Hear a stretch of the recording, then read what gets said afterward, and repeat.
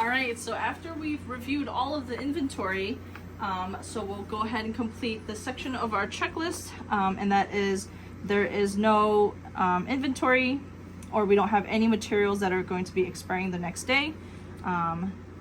So we'll give that an initial, let everybody know that yes, I reviewed it and I didn't see anything that was expiring the next day. And if there were, I was gonna take them into the designated quarantine receptacle.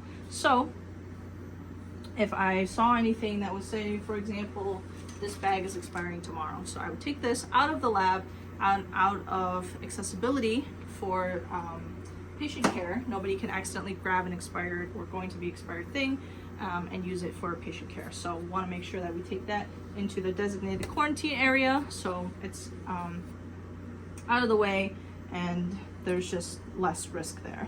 So once we've done that, we'll give that our initial, and then we'll move on to the next statement, which is, going through, and I certify that there's no mixing of different reagents, kits, or lots that's occurring in the CLIA-waived lab, and all testing components are following strict manufacturer guidelines for quality control and maintaining the integrity and accuracy of the test results. So to complete this section, well, what you want to do is go to your actively used or currently used test kits.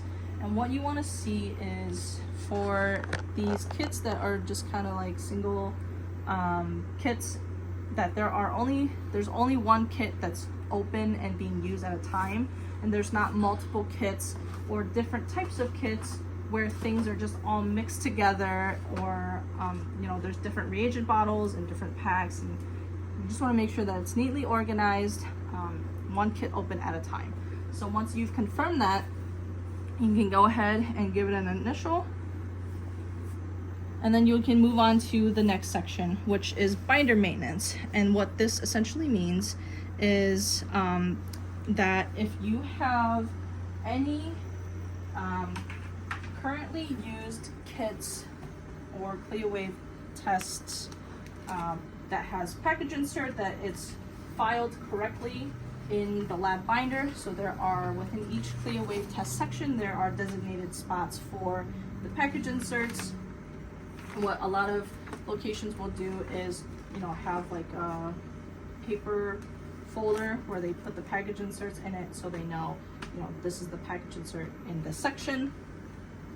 So once you've verified that, yes, I have all of the currently used kits, package inserts in the designated sections, you can go ahead and give that a check.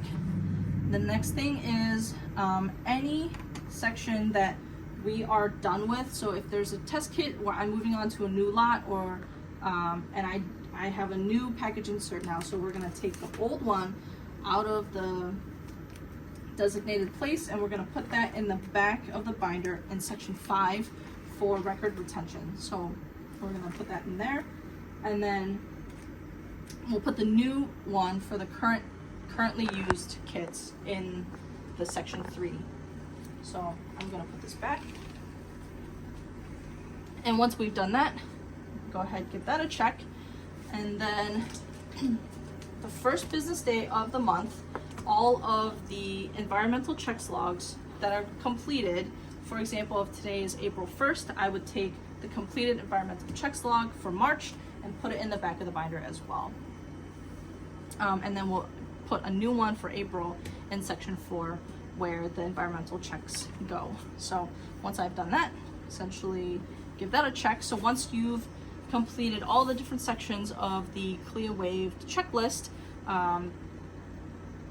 you can go to the attestation form where you're essentially saying, I certify that the temperature log has been completed as required. The active lots package insert is correctly placed in the designated section, and all package inserts for lots whose use cycle is complete has been moved to the storage area. So you're essentially certifying that you've done all of these things that you've checked off. And once you've done that, you can just give your initial, and then at the bottom you want to make sure that through your review, you ensured that the CLIA Wave Lab at this location is in compliance with all company and regulation standards. So you want to give that a signature, and then once you've done that, put your date, and then we're all done.